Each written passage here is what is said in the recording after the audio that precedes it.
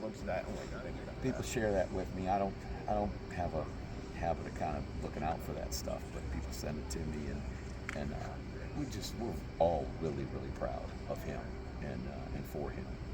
And that was really neat about getting picked up by the Bills. Was, I mean, here this guy had an ACL tear, and a year ago and thought, I'm probably never going to play again. I mean, that's the way that league is. It's not for long.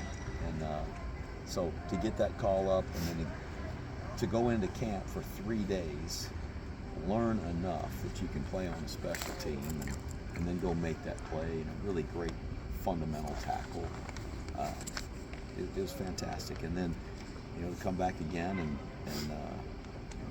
have that special on him, and we're following him around practice, and people are starting to pay attention to him. That's fun. It's what a great joy for that kid.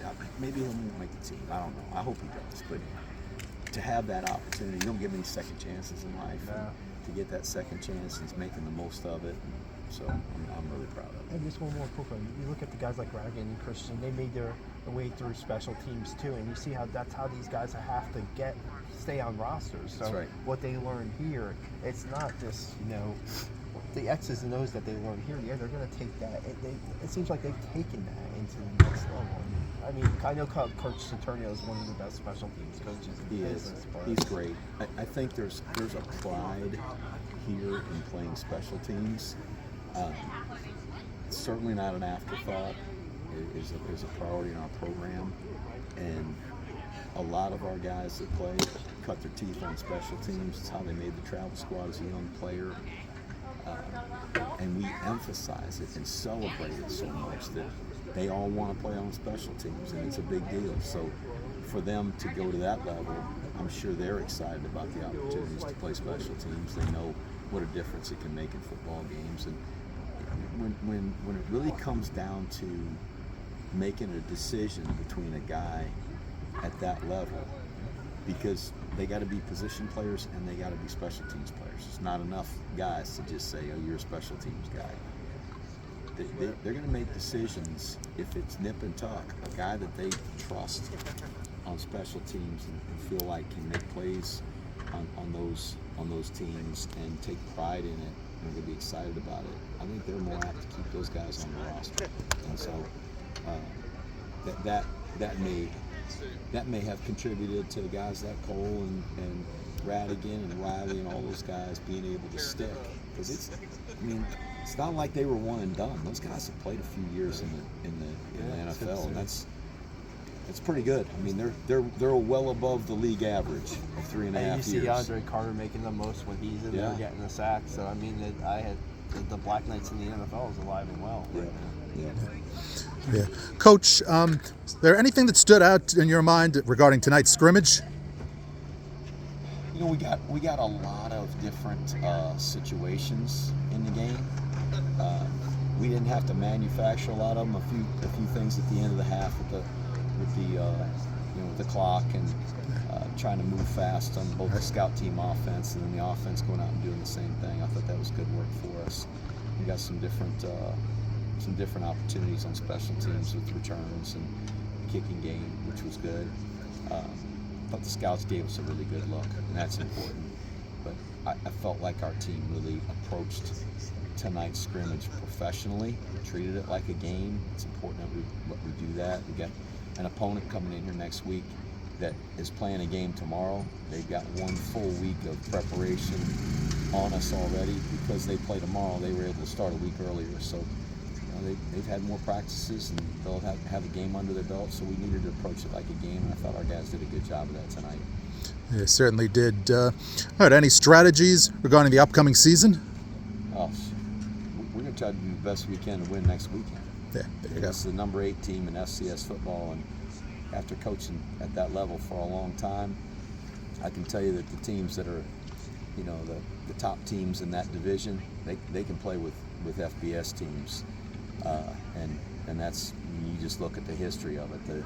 The teams like North Dakota State, Appalachia State, James Madison, and I was at Georgia Southern, and we played some really tight games with teams, Power 5 teams. So the best teams in that division are going to be able to play with people at this level, and certainly as athletic as they are, we'll have our hands full. So they're a well-coached football team, and like I said, they're going to have a week of practice and a game under their belt.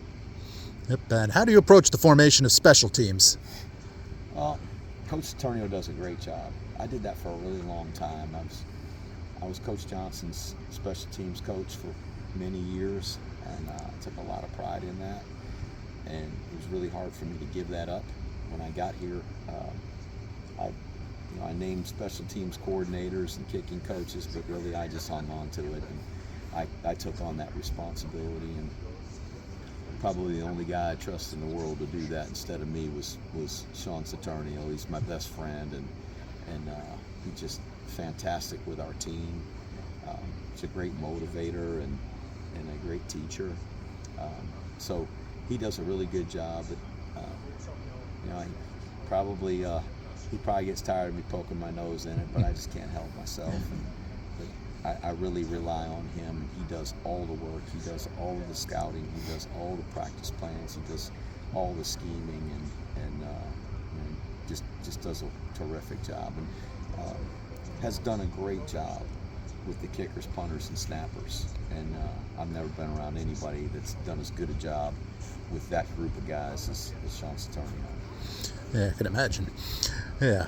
All right. And any players that stood out in your mind tonight's scrimmage? I'll have to look at the film. We had a couple interceptions. I thought that was positive. I saw Timmy Kloska make a great catch down there and a 2-point conversion at the end of the scrimmage. I thought all the quarterbacks made some good plays, and so I'm gonna be anxious to watch the film. We got pretty much everybody in the scrimmage tonight.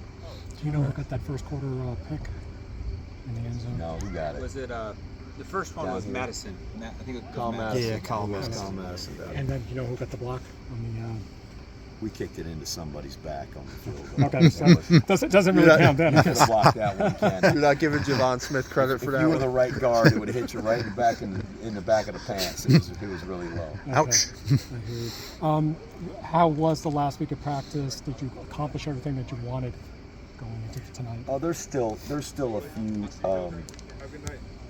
scenarios that could come up in a game that we need to cover. This is just a very complex game. There are a lot of different things that can come up in a football game that you don't practice all the time and think to practice, and we've got a whole checklist of things. So there's a few more things next week that we'll practice and prepare for. But I think our guys have been practicing hard. That's the thing I've been pleased with. They've been practicing hard. They've been very professional about their approach.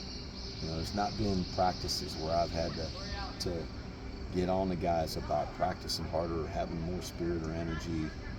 That's been really good, and so I've been pleased with that. And I think if we go out there with the right attitude every day, we got a chance to get better.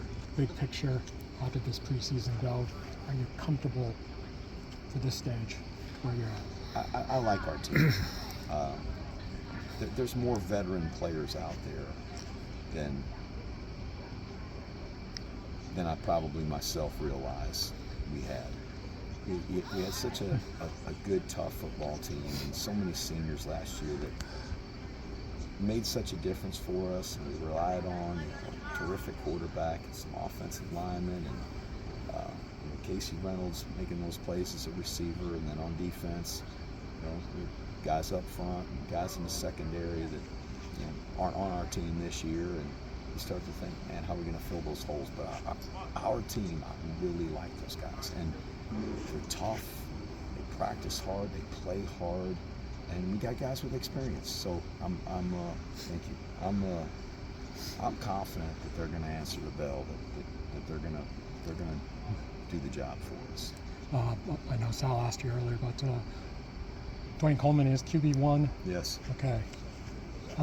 Was there any doubt at all? When did he win the job, as far as in your eyes? I think last week he just kind of just stepped out from the pack.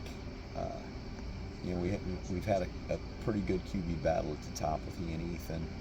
Ethan got injured, and it just really opened the door for him to kind of take the reins. And I think from a confidence standpoint, I think he's always approached practice as the starting quarterback, and I think that just says a lot for him, and his faith in himself that he was going to earn the job, and he has. I mean, he has earned the job.